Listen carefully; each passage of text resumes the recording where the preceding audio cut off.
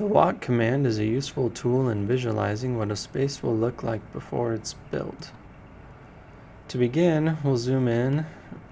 So we're right next to our friend Umberto here. The walk command is on the viewpoint tab, and on the ribbon there's a button for walk. The keyboard command for this is Control 2. You can toggle between Control 1, select, and Control 2 to walk. When you see a pair of footprints, that's how you know the walk command is enabled. To begin walking, just click and drag to the direction you'd like to walk on your screen. To move faster or slower, you can move your mouse farther forward or backward to determine the speed. To adjust the angle at which you're looking, you can use the scroll wheel to look up or down.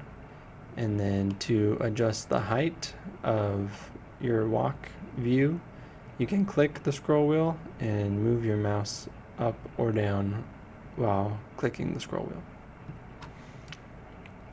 So let's walk into the building, get a feel for what this space will look like.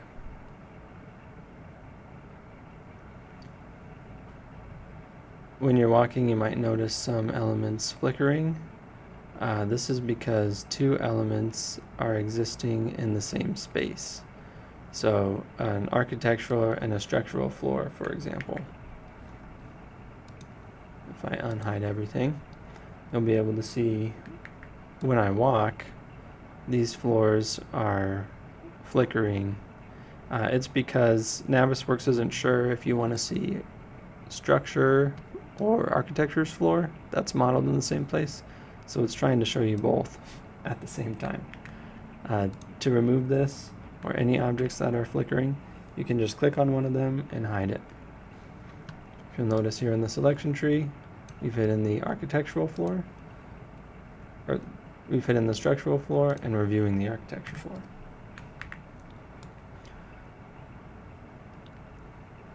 The walk command also has a number of different options.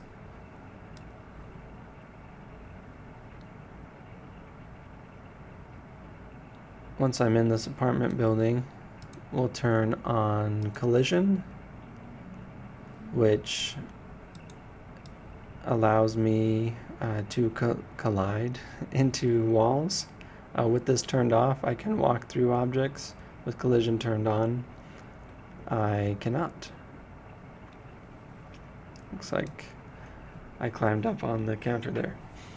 I can also turn on gravity, which as soon as I start walking will bring me to the nearest floor level. I'll be walking there. I can turn on crouch. I haven't found a really useful use for this yet. The idea behind it is if you're walking and there's something that can be crawled under, the avatar will crouch if you have third person enabled. And then that brings us to changing the realism to third person. This allows you to walk and visualize the space if there was a person in it for scale. So here's a construction worker. He walks into the sink. You'll notice collision and gravity are all turned on, so he can't walk through it. To undo those, you can just uncheck that, and now he can happily walk through walls.